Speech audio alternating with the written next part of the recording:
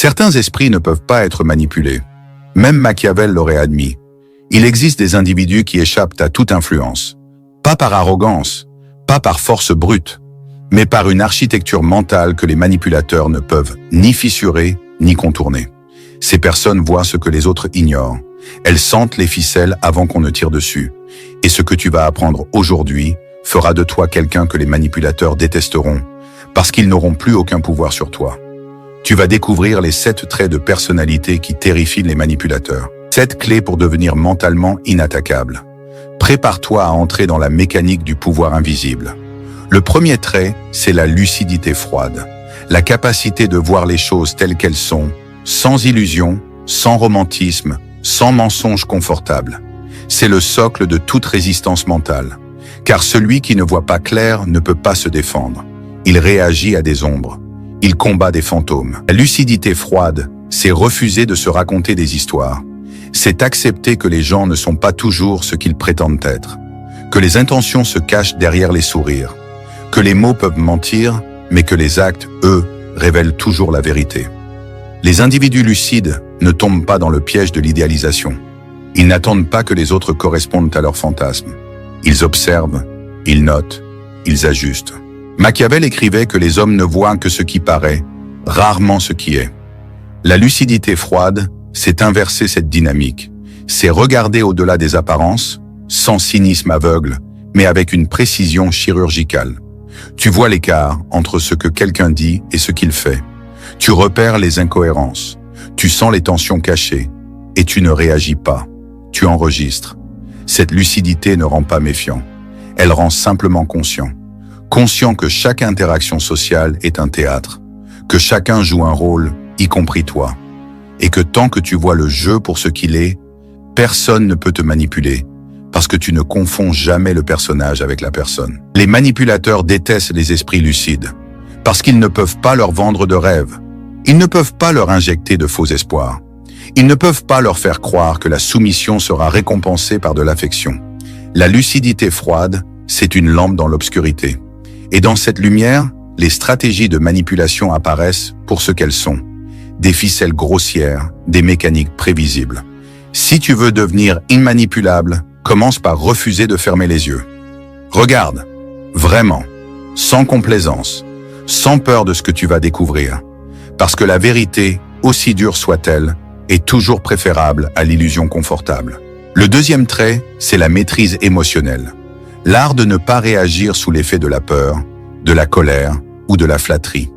Les manipulateurs jouent avec les émotions comme des marionnettistes tirés sur des fils. Ils savent que la peur te fait obéir, que la colère te fait perdre ton jugement, que la flatterie te rend aveugle, et ils utilisent ces leviers avec une précision calculée. Mais l'individu immanipulable ne mord pas à l'hameçon. Il ressent l'émotion, il la reconnaît, il la nomme, mais il ne la laisse pas prendre le contrôle. Entre le stimulus et la réaction, il crée un espace, un silence intérieur, une fraction de seconde où il peut choisir sa réponse au lieu de simplement réagir.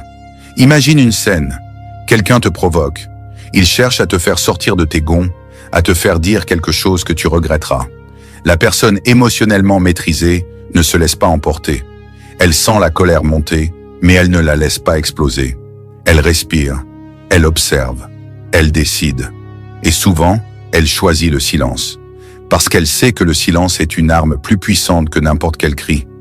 Machiavel comprenait cela.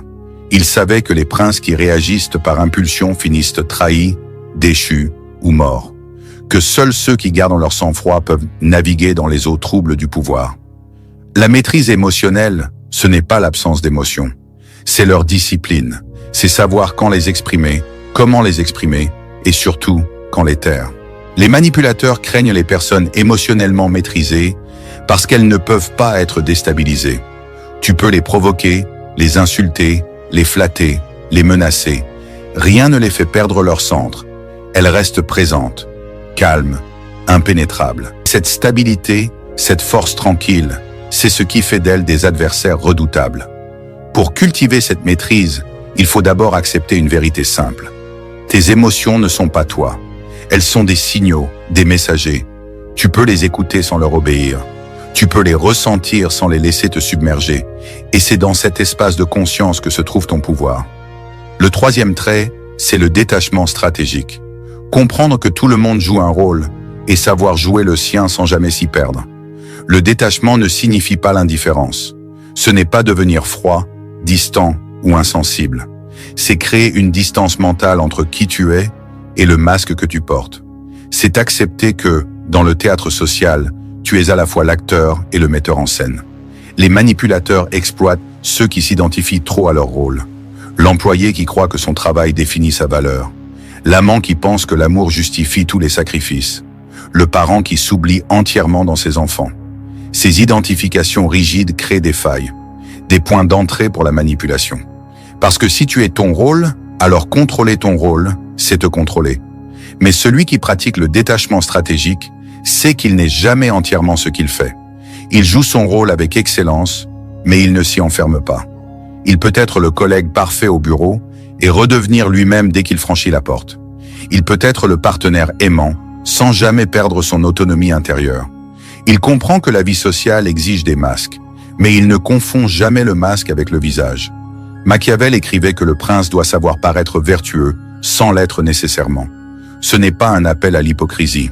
C'est une reconnaissance du fait que la politique, comme toute interaction humaine, repose sur la perception, et que celui qui contrôle la perception contrôle le jeu. Le détachement stratégique, c'est comprendre ce principe et l'appliquer avec conscience. Cette distance mentale te protège. Parce que si on attaque ton rôle, tu n'es pas blessé. Si on critique ton masque, tu ne te sens pas détruit. Tu peux ajuster, adapter, changer de stratégie, sans jamais perdre ton centre. Tu restes libre. Et cette liberté intérieure, c'est ce qui rend la manipulation impossible. Les manipulateurs détestent ceux qui ne s'accrochent à rien. Parce qu'ils ne trouvent aucune prise. Ils ne peuvent pas te menacer dans ton identité si tu ne t'identifies à rien. Ils ne peuvent pas te culpabiliser dans ton rôle si tu sais que ce rôle n'est qu'une performance.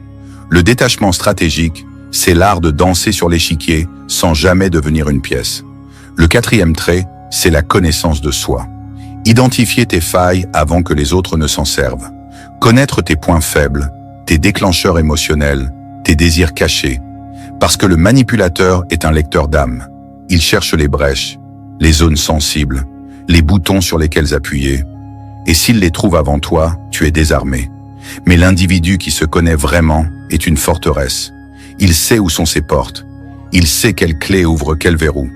Et il a déjà renforcé les points faibles. Il a déjà identifié ses peurs, ses besoins, ses manques. Il ne les cache pas dans l'ombre de son inconscient. Il les regarde en face. Il les nomme. Il les apprivoise. La connaissance de soi, c'est une plongée dans ton propre labyrinthe. C'est poser les questions difficiles. Qu'est-ce qui me blesse vraiment? Qu'est-ce que je cherche désespérément à obtenir des autres? Quelle blessure d'enfance colore encore mes réactions d'adulte? Ces questions ne sont pas confortables. Elles révèlent des vérités que tu préférerais ignorer. Mais c'est précisément cette honnêteté brutale qui te rend invulnérable. Machiavel recommandait au prince de s'entourer de conseillers honnêtes, capables de lui dire la vérité sans phare. La connaissance de soi, c'est devenir ton propre conseiller le plus lucide. C'est regarder ton reflet sans complaisance. C'est accepter que tu n'es ni un héros ni un saint, mais un être humain complexe, traversé de contradictions. Quand tu te connais vraiment, les manipulateurs perdent leur pouvoir. Ils ne peuvent plus te flatter sur des faux semblants. Ils ne peuvent plus exploiter des désirs que tu ignores. Ils ne peuvent plus appuyer sur des boutons que tu as déjà désamorcés. Tu deviens transparent à toi-même. Et cette transparence est ton armure. La conscience de soi te donne aussi un autre pouvoir, celui de transformer tes faiblesses en force. Parce que quand tu identifies une faille, tu peux travailler dessus. Tu peux guérir. Tu peux évoluer. Tu n'es plus prisonnier de tes schémas inconscients. Tu deviens l'architecte de ta propre psyché.